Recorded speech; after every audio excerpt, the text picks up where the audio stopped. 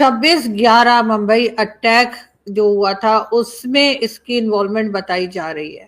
और मुंबई आतंकी हमले का दोषी तहव्वुर राणा, जिसकी वापसी अब से कुछ घंटों में होने वाली है, उसके गुनाहों का हिसाब होगा। ये जो तहव्वुर हुसैन राणा है, वो तो from every stretch of imagination ये कहना कि वो पाकिस्तानी नहीं है, ये तो बड़े दुख की बात होगी, क्योंकि आपके आर्मी में वो डॉक्टर थे, मेडिकल कोर का पार्ट हुआ करते थे। जय हिंद दोस्तों, आज तहव्वुर राणा को भारत लाया जा रहा है। तहव्वुर राणा जो 26/11 मुंबई हमले का मास्टरमाइंड है, राणा को आज अमेरिका से भारत लाया जा रहा है। आइए देखते हैं पाकिस्तान के जर्नलिस्ट आरजू काज़मी और भारत के अभिषेक मिश्रा के बीच हुई एक डिबेट को, जिसमें हमारे डॉक्टर साहब आरजू जी को जवाब दे रहे हैं। तहव्वुर हुसैन राणा को आपको समझने के लिए ये समझना पड़ेगा कि यूएस और यूके की कोर्ट्स जो हैं, पहले इस तरीके के किसी भी कन्विक्टेड पर्सन को इंडिया नहीं भेजती थी, क्योंकि वो कहती थी कि इनके साथ बायस ट्रीटमेंट होगा, ये तो माइनॉरिटी वाला है, ये तो रिलीजन इसका दूसरा है, तो ये फेयर ट्रायल नहीं आएगा। Now they have taken a shift. दुनिया जो है अब ऐसे टेररिस्ट को अपने यहाँ नहीं रखना चाहती, और ह्यूमन राइट्स का कोई भी उनको जो है वो प्रोटेक्शन नहीं देना चाहती, बिकॉज ये लोग ह्यूमन राइट्स के प्रोटेक्शन को डिजर्व भी नहीं करते। तो इट्स अ बिग बताइए, Pakistani would be investigated by Indians. ये तो इनको तो ये चाहिए था कि ये जो पाकिस्तानी अपने यहाँ छिपा करके रखे हुए हैं 26/11 वाले, उनको भी दे देते। लेकिन अल्टीमेटली जिसे कहते हैं ना कि what you sow so you reap, तो ये तो वही है, जैसा बोओगे वैसा काटोगे, और वो आ गया सामने। तो I am very happy, I am very glad कि this person has blood on his hand, Indian blood. बहुतों को इस आदमी ने मरवाया है, और time to face the justice. अब वो आएगा भारत में, और भारत की जो एजेंसीज हैं वो हिसाब किताब करेंगे, और वो सारे टेररिस्ट जो कि चले जाते हैं दूसरी कंट्रियों में और वो सोचते हैं कि वो long arm of Indian justice से बच जाएंगे, उनके लिए बहुत बड़ा मैसेज है। The world has changed. Bharat की जो एजेंसियां हैं, they are ready to smoke you out from any part of the world. So India के दुश्मनों के लिए अब धरती भी छोटी पड़ेगी, मोदी जी और राज में, अमित शाह जी के राज में।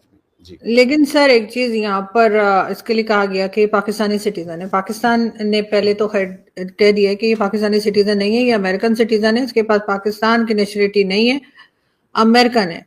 तो पाकिस्तान को इसमें इन्वॉल्व ना किया जाए, और जैसे अमेरिकन अदालत कहेगी या कोर्ट कहेगी उस तरीके से फैसला होगा। लेकिन अगर हम इसके ऊपर भी बात करेंगे, लेकिन 26/11 की अगर हम बात करें तो उसमें नवाज शरीफ साहब जो कि प्राइम मिनिस्टर हैं पाकिस्तान के, रह चुके 3 बार के प्राइम मिनिस्टर, उन्होंने पहले कहा कि हाँ पाकिस्तान से कुछ लोगों का कहा उन्होंने कि इन्वॉल्वमेंट थी उस अटैक के अंदर, मुंबई अटैक के अंदर, और बाद में वो इस बात से मुकर गए। हामिद मीर साहब जो काफी बड़े जर्नलिस्ट हमारे यहाँ माने जाते हैं, उन्होंने कहा कि हाँ ये जो था अजमल कसाब, उसकी फैमिली के पास वो गए और इंटरव्यू बनाया, बाद में वो भी उन्होंने भी इनकार कर दिया। उन्होंने कहा नहीं वो यहाँ नहीं था, और वो तो हिंदू था, उसने तो हाथ में ऑरेंज कलर का ब्रेसलेट या वो जो धागा या क्या पहनते हैं वो पहन रखा था। ये कहा गया। पाकिस्तान ने कहा कि ये नॉन स्टेट, उस जमाने से ये जो कुछ हुआ उस वक्त मुंबई अटैक, उसके बाद से पाकिस्तान ने कहा कि ये तो जो है वो नॉन स्टेट एक्टर्स का नाम हमने पहली बार उस जमाने में सुना कि नॉन स्टेट एक्टर्स हैं जिन्होंने किया था। आपको लग रहा है कि इसमें से निकल पाएगा पाकिस्तान? ये तमाम बातें करके हमने इनकार भी तो किया है ना। हमने पहले कहा कि हाँ हमारे लोग तो अफ्रीका नहीं है, हमने कहा ये पाकिस्तानी नहीं है, ये तो अमेरिकन सिटीजन है। फिर अजमल कसाब के लिए भी पहले कहा गया कि इंटरव्यू बना है उसका पाकिस्तान में, उसके पेरेंट्स का, अफ्रीका गया नहीं, वो तो इंडियन था। तो ये तमाम चीजें कई बार उलझ जाती हैं। हमारे जैसे जर्नलिस्ट या हमारे जैसे लोग जो, हमें समझ नहीं आते कि क्या बात सही है और क्या गलत है। देखिए, पाकिस्तान की प्रॉब्लम ये है कि ये एक ऐसा स्टेट है जो नॉन स्टेट के सहारे चल रहा है। It is the only state on the face of the earth which is basically being run by the non-state actors. State actors कुछ काम ही नहीं कर पाते हैं, ठीक है ना। तो आपके कॉन्स्टिट्यूशन की जो रचना है वो ऐसी है कि ये नॉन स्टेट एक्टर्स को ज़्यादा शक्तिशाली बनाती है, और जो स्टेट एक्टर्स है वो ज़्यादा शक्तिशाली नहीं है। उसका रीज़न ये है कि स्टेट एक्टर्स जो है वो एक नैरेटिव को सच बताने के लिए वो कई ऐसे काम करते हैं जो उनको नहीं करना चाहिए। उसके लिए उस नैरेटिव को परपेचुएट करने के लिए उन्होंने इस तरीके के लोगों को अपने यहाँ हायर किया हुआ है, उनको जगह दी हुई है और उनको वो नॉन स्टेट एक्टर्स कहते हैं। पाकिस्तान चला ही नॉन स्टेट एक्टर्स रहे हैं। आपके यहाँ पे या तो religious seminaries they are calling the shot. आपके जजमेंट जो सुप्रीम कोर्ट के, मैं अभी कुछ दिन पहले देख रहा था, सुप्रीम कोर्ट ने कोई जजमेंट दिया, वहां पे सुप्रीम कोर्ट की बिल्डिंग के अंदर घुस गए आपके कुछ रिलीजियस जेलट लोग थे और उन्होंने सुप्रीम कोर्ट से वो पलटवा लिया था फैसला, अगर मैं गलत नहीं हूं तो पॉइंट ये कि आपने तो बनाया है नॉन स्टेट एक्टर्स को, आपने कभी स्टेट को मजबूत ही होने नहीं दिया क्योंकि आप स्टेट से ऊपर एक आइडियोलॉजी को रखते हो। तो ये तो होना ही था ना। ये तो आप पाकिस्तान फंक्शंस ऑन डिनाइबिलिटी, झूठ और जो है ये क्या नाम है, शराब। यही पाकिस्तान की पॉलिसी रही है शुरू से लेके आज तक। और उसका रीजन ये है कि जो पाकिस्तान है वो बेसिकली एक इंडियन जो मुस्लिम हैं स्कॉलर, उनकी आइडियोलॉजी है जो एक बड़ी वॉर्प्ड आइडियोलॉजी है, जिसमें बहुत सारे हैवी अजम्पशन के साथ वो एक सोसाइटी बनाने निकले थे। वो सारे assumptions are now falling apart. जैसे इस्लाम एक उम्मत है, भारतीय मुसलमान just in the name of Islam they form a nation. इस तरीके की अजम्पशंस करके अब उनको संभाले नहीं संभल रहा। उनको ये लगता है कि जो फोर्स से जीती गई चीजें हैं वो लेजिटिमेटली हमारी हो जाती हैं, तो वो फोर्स को ही एकमात्र तरीका समझते हैं अपने क्लेम को मनवाने का। So the state is in tantrums. State नाम की कोई चीज आपके यहाँ एग्जिस्ट नहीं करती, कोई सॉलिड एजुकेशनल बैकग्राउंड नहीं है, और एजुकेशन जो है वो एजुकेशन झूठ परपेचुएट करता है। वो एजुकेशन लोगों को एनालिटिकल ना बना करके डम्प बनाता है। मतलब लोग सोचने समझने की सलाहियत नहीं रखते हैं, उनसे सच बोलिए तो वो गुस्सा जाते हैं। They have started killing each other. आप उनसे बात कीजिए तो वो सर तन से जुदा के नारे लगाने लगते हैं। It has become very hard to talk to them because उनका जो टॉलरेंस है वो खत्म हो चुका है। तो क्या कीजिएगा, डिनाइबिलिटी कर रहे, कब से कर रही है, 1947 से डिनाइबिलिटी कर रहे, झूठ पे ये पूरे का पूरा जो एडिफिस है वो बना हुआ है। जी सर, पाकिस्तान कभी कोई बेहतर या अच्छी पॉलिसी टेररिज्म को लेकर या उसको रोकने के लिए लेकर क्यों बना नहीं पाया? आपने देखा कि कई बार एफएटीएफ में भी एक बार नहीं 4 बार जा चुके हैं। तो अगर कोई ये समझे कि जी फिर एफएटीएफ की ग्रे लिस्ट में चले जाएंगे तो घबरा जाएंगे, तो मेरे ख्याल है वो घबराहट हमारी खत्म हो गई है और अब आना जाना लगा रहता है। लेकिन क्यों पॉलिसी कोई ठीक नहीं बन पा रही जिससे टेररिज्म को रोका जा सके? हर बार हम कहते हैं कि हम तो खुद विक्टिम है। कोई हमें कहे कि जी आपके यहाँ से टेररिज्म हो रही है तो हम कहते हैं हम तो खुद विक्टिम है।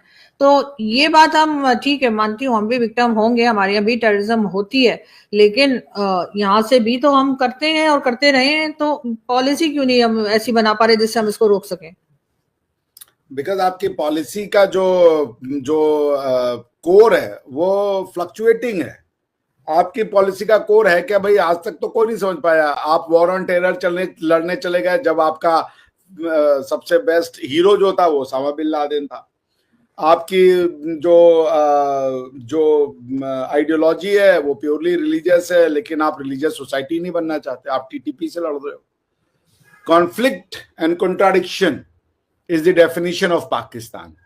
Assumptions and assertion is the dichotomy that Pakistan faces.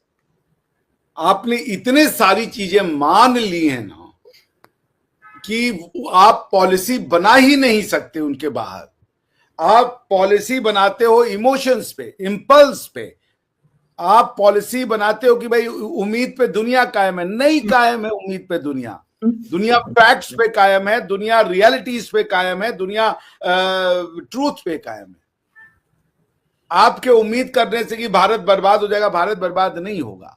आपकी उम्मीद करने से कि जी एक दिन हम जो है इंशाअल्लाह जो है दुनिया की सबसे बड़ी इकोनॉमी बनेंगे, आप नहीं बन पाएंगे। काम करना पड़ेगा, काम करना पड़ेगा। आपने आप लोगों को कह रहे हो कि जी बच्चे पैदा करो और उसके बाद कह रहे हो कि हम इकोनॉमिक पावर हाउस बनेंगे।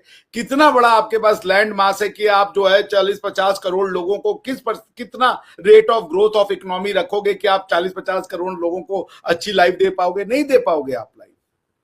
This is impossible. तो आप जो है ना, आपने कॉन्स्टिट्यूशन बना लिया है लेकिन कंट्री आप इस्लामिक रखना चाहते हो।